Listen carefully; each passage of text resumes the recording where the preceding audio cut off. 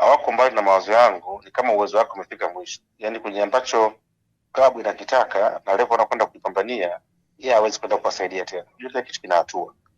Yaani kwa level alofikia wale chikano kwenye mchezo wa kimataifa, uwezo wako umeishia pale. Kwa hiyo kwa kutengeneza maendeleo endelevu ya klabu, basi waone namna utafuta mtu mwingine ambaye atakuwa na uwezo juu zaidi yake. Lakini sio kumlaumu, maana yake uwezo wako umefikia mwisho. Yaani sasa unamforce mtu afanye kitu ambacho kipo juu ya uwezo wake na kwani kumuonea.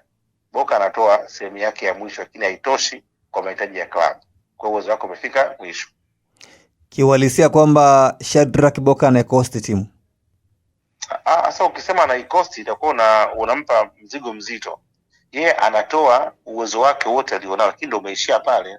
Ni kama leo uende umchukue beki wa kawaida kumpe majukumu, atacheza kwa nguvu zake zote, lakini ndio atakuwa ameishia pale. Kwa hiyo cha msingi ni kwamba watafute mtu mwingine mwenye level ya juu. Yaani yeye anajitoa kwa 100%, lakini uwezo wake ndio umeishia pale. Sasa sio swala la kumlaumu, ni nyinyi ambao mnataka mafanikio, mtafute mtu ambaye atakava kwenye nafasi. Kwa hiyo siwezi kumlaumu. Lakini lakini licha ya uwepo wa Mohamed Hussein, kocha anaendelea kumwamini Shadrack Boka. Mohamed Hussein na Boka kuna maeneo ambayo wanatofautiana, na hata mimi mwalimu akimtumia Boka anakuwa anamuelewa.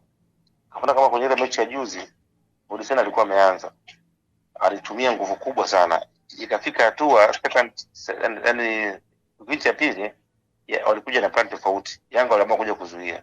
Kwa hiyo unapoamua kuzuia, maana yake unakaribisha mashambulizi mengi yaweze kwa kwenye lango lako. Kwa hiyo ilibidi aongeze nguvu kwenye upande wa kushoto ili apate mtu ambaye atakuwa na energy, na kiamini kwamba atakuwa amekaa nje atakwenda kusukumana na kuzuia. Kwa hiyo plan ilikuwa ni kwenda kuzuia.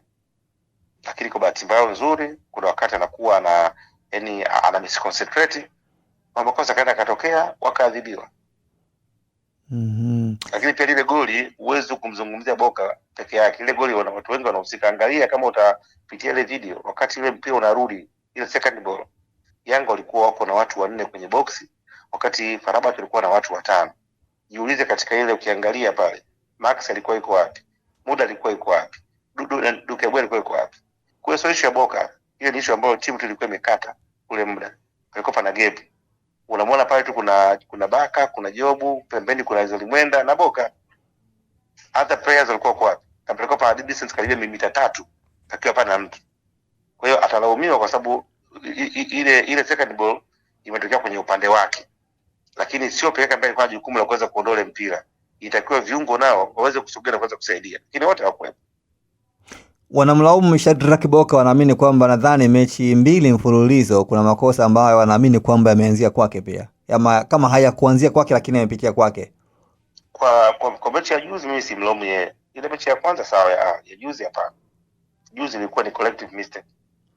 Sio peke yake. Ilikuwa ni kosa lolote la safu ya ulinzi wa Yanga.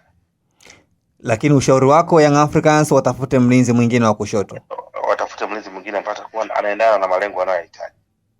Yaani kile unachokifanya lazima ujue una malengo gani. Uwezo ukaenda kwa wengine nusu finali ya Barani Afrika afu unakwenda kuchoma mchezaji wa daraja 3 haiwezekani. Kwa hiyo ukitaka nusu finali utafute hiyo level ya nusu finali. Ukitaka finali tafuta hiyo level ya finali. Kinachohukumu ni level ya ambayo unaoitaka. Yeah. Na Damaro unazungumziaje? Ni kiungo mzuri sana. Kiungo mzuri wa katikati ambaye anafanya vizuri na ni kiungo bora mimi kwa upande wangu kwa sasa, na ameweza kufanya timu iweze kutengeneza utulivu. Issue ya kadi ni kawaida kwenye mpira na hasa kwenye nafasi ya kiungo. Utakuwa ni shahidi mechi, ukiangalia records za watu kama kina Yusuf Kagoma au many times wanapata kadi. Ndio kazi ya kiungo wa ulinzi. Na ukiona kiungo anapata sana kadi, maana kuna sehemu pana weakness pia. Kwa sababu anakuwa ipo katika eneo ambalo lina watu wengi ambao bidii aweze kuadhibiti. Kwa binafsi mimi naamini ni kiungo mzuri ambaye anaendelea kufanya Yanga wazidi kuimprove na kuwa na nguvu, isipokuwa tu amekutana na mechi kubwa ambazo zilikuwa zina uwezo mkubwa. Farabati, Ali, sio mechi rahisi, ni mechi kubwa, mechi ambayo itakuwa wakati mwingine kwa kuna juhudi za timu nzima na sio uwezo wa mtu mmoja mmoja. Ni ngumu, lakini pia inawezekana kwa sababu ya mazingira yaliyopo, kwa sababu yategemea mechi ya mwisho ushinde, lakini pia uangalie na matokeo ya opponent. Kitu ambacho wakati mwingine kinakuwa kinapunguza matumaini, lakini kwenye mpira inawezekana kwa sababu tayari ukiangalia mechi yao ya mwisho dhidi ya JS Kabylie ambao kimsingi ni kama hawana nafasi, lakini hao kuna kitu wanakitafuta. Kwa sababu kama watapata matokeo maana yake watapanda mpaka kuwa kwenye nafikiri nafasi ya 3 kama watashinda. Na hizi nafasi zina umuhimu katika michuano ya CAF, kwa maana kwamba kuanza nafasi ya 4 unakuwa na alama 1, nafasi 3 unakuwa na alama 2, ambazo zinakuongezea wigo wa alama na kwenye ranking. Kwa hiyo wamekosa nafasi ya kwenda robo finali, lakini wana nafasi ya kuweza kupika na kuingia kwenye nafasi ya 3. Kwa upande wa Yanga itamlazima aweze kushinda huku akisubiria matokeo dhidi ya Farabat dhidi ya Ahly. Kwa hiyo ni mechi ngumu, na changamoto ambayo wanakutana nayo, wamekuwa na ufinyu wa kuweza kutumia nafasi, kitu ambacho kinawataka ili waweze kufuzu basi walau wafunge kuanzia magoli 2, kitu ambacho ni kigumu, lakini lazima waweze kufanya kama watu kuweza kuwa na wanafuzu. Na kwa jinsi ambavyo ulivyoitazama Young Africans, shida iko wapi? Kwamba wanatengeneza nafasi lakini hawafungi. Kwa mechi 2 hivi wameruhusu mabao yanayolingana kwa wakati wa mechi.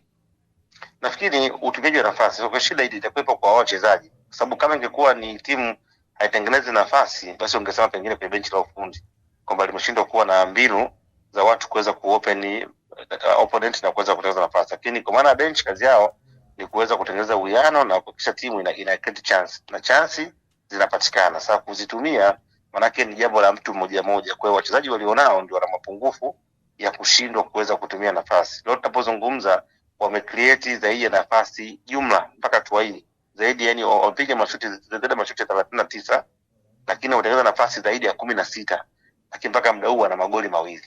Kwa hiyo unaweza ukaona huo uwiano ni mgumu, na unapelekea wakati mwingine kutia mashaka kuweza kuona hatima yao kufika katika hatua inayofuata. Unadhani shida iko wapi? Wachezaji waliopo ndio shida, wanashindwa kuconvert, sio benchi la ufundi. Sasa kama pale Dube juzi pale, unataka pale utaongea kitu gani? Si ni yeye tu alikuwa anaongeza utulivu, anaweza kuscore magoli 2 yote, lakini anashindwa kutumia. Na sio tu kwenye michuano, hata kwenye ligi siweza kuona ni mtu ambaye anataka at least apate nafasi 8 na aweze kutumia 1.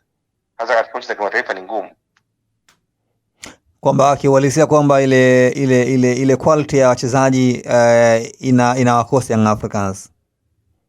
Uwezo ukasema quality, kwa sababu yani kufunga ni usanifu. Kuna wachezaji wanakuwa na quality kubwa bado hawafungi. Nafikiri hiyo sanaa ndio inakosekana. Unaweza kuwa kwenye quality hali ya juu, tunashuhudia baadhi ya washambuliaji wakubwa ambao wana quality ya juu lakini bado wanashindwa kuconvert nafasi. Kwa nafikiri tu ni ile sanaa ya ufungaji imekuwa iko chini kwa upande wao. Ukiweka kwenye mizania nafasi ya Young Africans kwenda robo finali kwenye mpaka hivi sasa, mimi napatia 50-50. 50% ya nafasi ya kuweza kufuzu. 50-50. Yeah, 50-50. 50-50, lakini mwenzake anahitaji alama 1 tu. Hata Yanga kule alikwenda aitaka alama 1 na akaikosa. Kutaka alama 1 sio kitu kidogo. Bado ni mechi ngumu ya Farabat na Ahly, mechi ngumu sana upande wa Farabat. Kimahesabu Yanga wanapaswa kushinda goli ngapi? Na kama atapoteza hisi Farabat, at least aanze kushinda goli 2-0. Hapo kule afungwe Farabat.